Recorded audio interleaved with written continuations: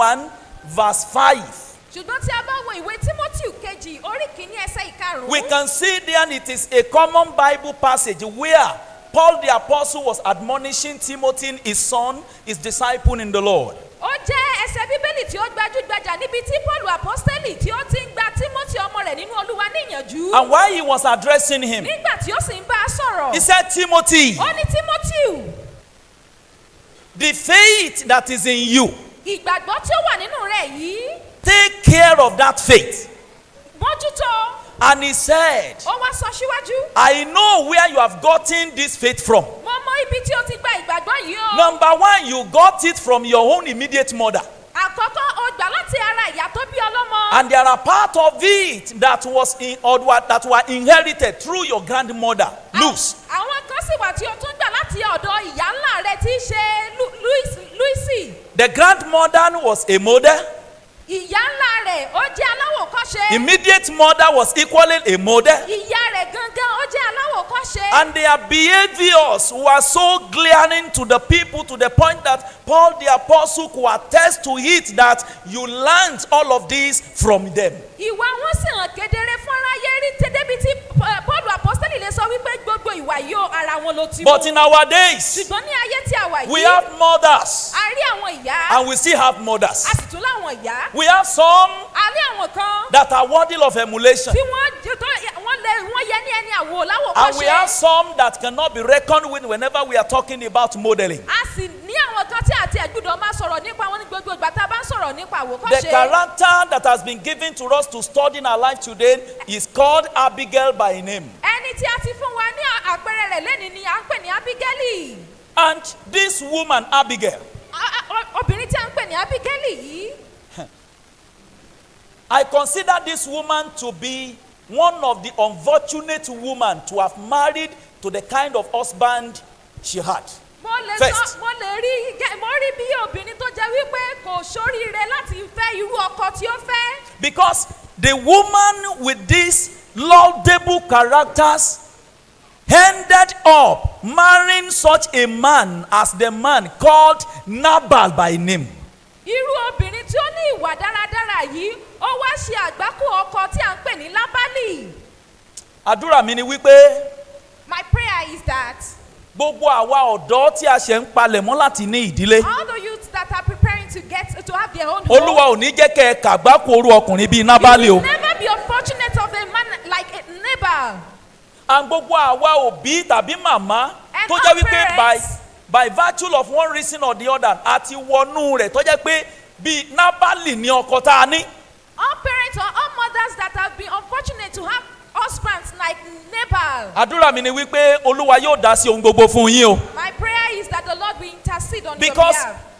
ó máa ń dàbí wípé tí ẹ bá ti rí obìnrin tàbí aya tó wà ní ọ̀dẹ̀ ọkọ bíi Nábálì wàhálà ńlá ni. Whenever you see a woman that is so unfortunate to have Nabal as husband. There is virtually nothing such a woman can do to appease such a man as the man called Nabal. kò sírò ìgbìyànjú obìnrin yìí tí ó lè tẹ́ ọkùnrin tá à ń pè ní Nábálì lọ́rùn. Indeed, to several people in the world, they may be looking at you and say and declare so many things about you as if you are not good, you don't know how to do it, you are not this, you are not that. But honestly, you are not like that. It's because of circumstance that has put you in such a àwọn situation. ènìyàn lè máa worú àwọn ènìyàn ìyá bẹ́ẹ̀ níta wípé àwọn ṣe dáradára wọn ṣe kì í ṣe pé wọ́n rí bẹ́ẹ̀ ṣùgbọ́n irú ọkọ tó fẹ́ ló sọ wọ́n di ẹni tí ò dáa. We know the meaning of Nabal.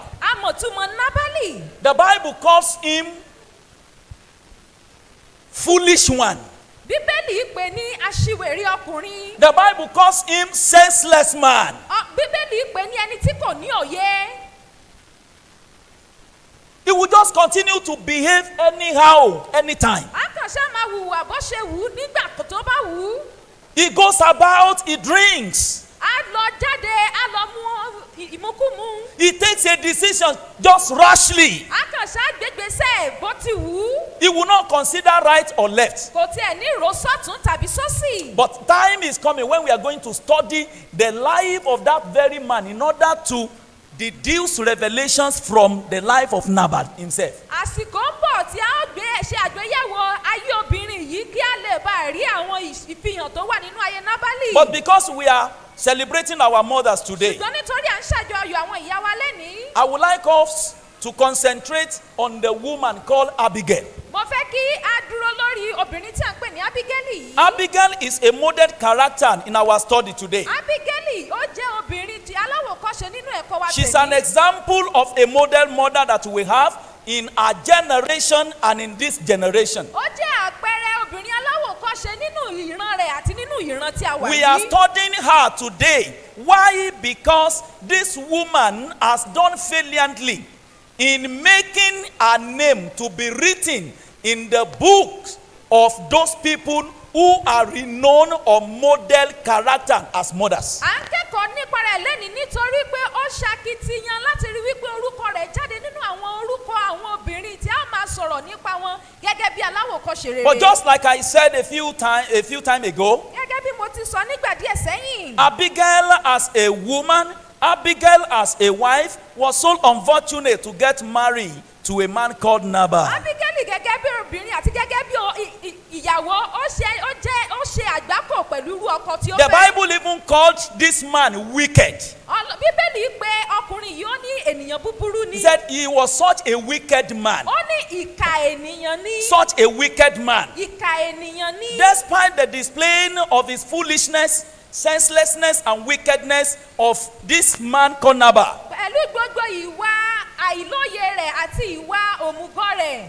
we see Abigail living with him and could still emerge as a model mother even in our generation and now. A rí Ábígẹ́lì tí ó ń fi òye bá a gbé tí ó sì lè dìde tí a lè pè ní obìnrin aláwòkọ́ṣe nínú ayé wa tèmi. If you have entered into a home like the home of Nabal, Tí ẹ bá ti wọ inú ilé irú ilé Nábálì, my prayer for you is that àdúrà mi fún yín ni wípé the wisdom, ọgbọ́n, knowledge, òye understanding àti ìmọ̀ to live with him tí ẹ ó fi bá irú ẹni bẹ́ẹ̀ gbé. and to still emerge as a model mother, Tí ẹ ó sì tún fi tayọ gẹ́gẹ́ bí obìnrin the aláwòkọ́ṣe. Lord will grant you. Ọlọ́run ó yọ̀ǹda fún yín. I say the Lord will grant you. Ọlọ́run ó yọ̀ǹda fún yín. What do we see in the life of this woman? Kí ni a rí nínú ìgbé ayé arábìnrin yìí? You see this story that we are tracing. Ẹ wo ìtàn tí à ń tọpa rẹ̀ yìí. If we check, let me quickly read from verse 1 and you see the background. The Bible says, ó ní Samuel sì kú, gbogbo ènìyàn Israẹli sì kó ara wọn jọ, wọ́n sì sọkún rẹ̀, wọ́n sìn nínú ilé rẹ̀ ní Rámà. Dáfídì sì dìde, ó sì sọ̀kalẹ̀ lọ sí ijù Páránì. Ó ní ọkùnrin kan sì ń bẹ, máa gbọ́ o, ní Máónì, ẹni tí iṣẹ́ rẹ̀ ń bẹ ní Kámélì. Ọkùnrin náà sì pọ̀ gidigidi, ọlọ́rọ̀ lọkùnrin yìí o. He's a Ó ní wealthy man. ó sì ní ẹgbẹ̀rún àgùntàn àti ẹgbẹ̀rún ewúrẹ́, ó sì ń rẹ́ irun àgùntàn rẹ̀ ní Kámélì. Ó ní orúkọ ọkùnrin náà sì ń jẹ́ Nábálì, orúkọ aya rẹ̀ sì ń jẹ́ Abígẹ́lì. Òun sì jẹ́ olóye obìnrin, that is Abigail o. Ó ní àti arẹwà ènìyàn, ṣùgbọ́n ẹ pé ṣùgbọ́n ẹ wí pé ṣùgbọ́n ó ní ṣùgbọ́n òǹrorò àti oníwà búburú ni ọkùnrin ẹni ìdílé Kálẹ́bù ni òun sì ṣe. Ó wá bẹ̀rẹ̀ ìtàn fún wa. Ó wá ní Dáfídì lọ́jọ́ kan. David one day, Lásìkò tí ọba ń lé káàkiri ọba Sọ́ọ̀lù. during the time Saul was after him. Sọ́ọ̀lù ti sọ Dáfídì di ráífárì rẹ̀ nítorí wípé lẹ́yìn ìgbà tí Dáfídì pa Gòláyátì tán, ẹ rántí. Saul has turned David to his rival after David slaughtered Àwọn obìnrin kọrin kí Dáfídì lọ́jọ́ The kan. women sang the praises of David one Wọ́n ní day. They said, Sọ́ọ̀lù pa ẹgbẹ̀rún o. Saul had killed his thousand Ṣùgbọ́n Dáfídì pa ẹgbẹ̀rún. and David is 10,000. Wọ́n gbé ọmọ ọṣẹ́ tí ṣe ń dìde ogun bọ̀ Dáfídì, wọ́n gbé lé orí ọ̀gá rẹ̀, àwọn kọrin kì í nítorí ọṣẹ́gun Gòláyátì. The one who is just rising up, David, they brought him over his master Saul. Ọjọ́ yẹn ni wàhálà ti bẹ̀rẹ̀ ní ààfin. And since that time there has been problem in the palace. Sọ́ọ̀lù ní kí ló á kù. Saul said, what remains? Ẹ bá kúkú gba ìjọba fún Dáfídì. You should have taken the kingdom to Ọba him. bẹ̀rẹ̀ sí ní lé Dáfídì káàkiri And inú he igbó. began to pursue him. Ọba fi ààfin rẹ̀ sílẹ̀. The king left his All palace because of jealousy. nítorí ìlara. And he began to pursue around David, a very young man who has just started his life. ó bẹ̀rẹ̀ sí ní lé dáfídì káàkiri ọmọkùnrin tó ẹ̀ṣẹ̀ ń jí And as he bọ̀. continued to pursue him, bó dẹ̀ ṣe bẹ̀rẹ̀ sí í lé. David also began to run. dáfídì náà bẹ̀rẹ̀ sí ní sáré bákan And he náà. ran one day to a vicinity called Carmel. ó sì sáré sí lọ́jọ́ kan dé ibì kan tí à ń pè ní kámẹ́lì. And when David and his people got there, nígbà tí dáfídì àtàwọn ènìyàn rẹ̀ débẹ̀. they met the workers of this foolish man called Nabal. wọ́n bá àwọn òṣìṣẹ́ arákùnrin aṣiwèrè yìí tá ń pè ní nábálì. And from the description of the servants of Nabal, nípa description, bí wọ́n ṣe àpèjúwe they arákùnrin said yìí. the testimony they gave about David to their to Abigail. ìyìn nábálì tí wọ́n sọ fún ábígẹ́lì. They said that those people are so wonderful. ìyìn dáfídì tí wọ́n sọ fún ábígẹ́lì ni wípé àwọn ènìyàn yìí dára gan. For all the days that we were with them and they were like shepherd unto us. ní gbogbo ìgbà tí wọ́n á wà pẹ̀lú wọn wọ́n dàbí olùṣọ́àgùtàn yìí wá They dání said o. they didn't do us any harm. wọ́n ṣe wá níbi kankan o. And at that time, ní àsìkò yìí David and his people were hungry. dáfídì àti àwọn ènìyàn rẹ̀ ebi ń pa wọ́n. He now sent message to Nabal. ó wá ránṣẹ́ sí nábálì. Go tell Nabal. ó ní ẹ lọ sọ fún nábálì. Greet him when you get there. ẹ bá mi kí tẹ́ bá débẹ̀ o. May it be well with you and your household, wípé sir. kó dára fún ọ àti ilé rẹ o. May you continue to increase in all good things. kó máa di púpọ̀ sí nínú ohun gbogbo. But Oga Nabal, ṣùgbọ́n arákùnrin we have a serious problem. a ní wàhálà ńlá o. My boys don't have anything to eat. àwọn ọkùnrin tó wà lọ́dọ̀ mi wọn ò ní tí wọ́n ó jẹ o. Whatever you can afford, ohunkóhun tí ipa yín bá ká please o. give us ẹ dákun ẹ fún wa. that we may eat. kí àwa kó lè jẹ. And unfortunately, ṣùgbọ́n ṣe ni láàánú. when the messengers of David got to the house of Nabal, nígbà tí àwọn oníṣẹ́ dáfídì dé ilé nábálì.